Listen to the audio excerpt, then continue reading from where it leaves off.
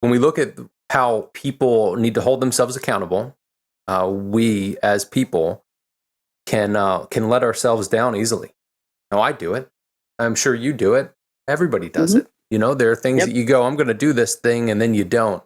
And it's okay. Mm-hmm. You're like, well, it's Yep. fine. I wasn't, I didn't really need to, or what have you. But if Yeah. something's life and death, most of the responsible adults in the world are going to do something about it. They'll typically wait until they need to. I think back to grade school, high school, people that go to college that, they do whatever they're going to do the night before they need to submit that paper or whatever it's going to be. But that's the tough point that a lot of people really struggle with, is going from Mm-hmm. that, I think that I have a problem, I don't want to do something about it because I'm afraid of what potential answer is. So how did you get through that and get yourself to the point and really help the audience to have some of those little tips and tricks of going to see if they're okay? It's not a bad thing, Mm-hmm. but how did you get yourself to the point of saying, I need to go do this?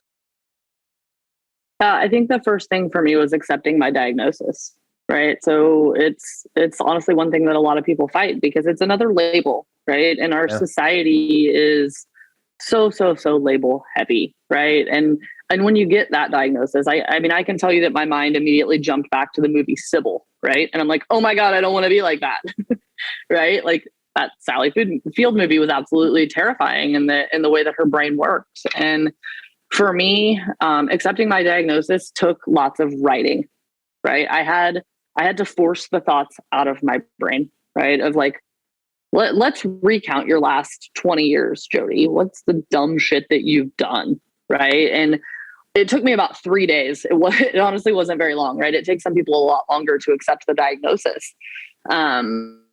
It took me about 3 days of writing, almost writing constantly, right? Like I took a few days off work and I just was sitting on my mat and I was writing. And I came to the realization, like I wound up laughing, right? Like I wound up in this place of, oh shit, that's right. That makes some sense, and I think that you have to accept it, and then you have to want to change, right? Like I'm an incredibly driven person. I want to be successful.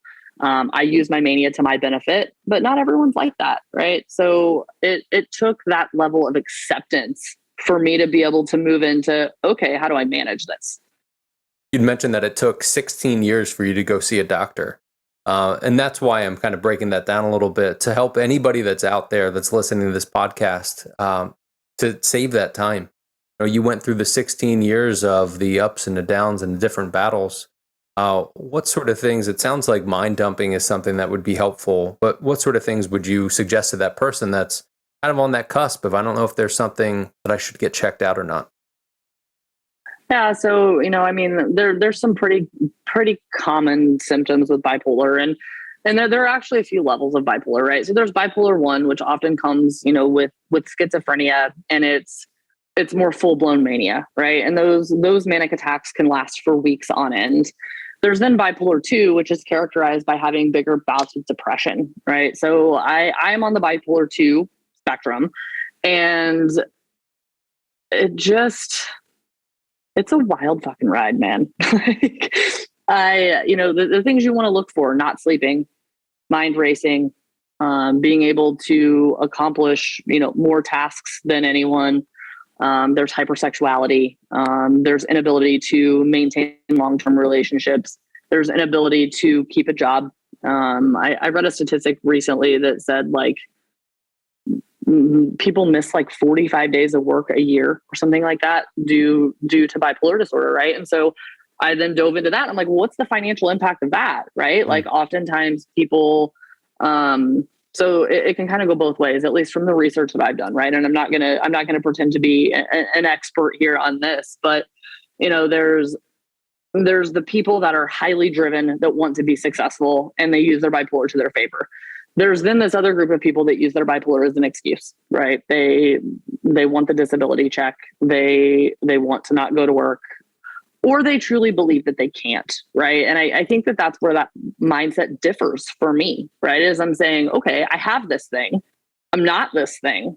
I'm not going to let this define me. I'm going to figure out how to make it work. But I think that comes, from an internal drive. And we talked a little bit about childhood.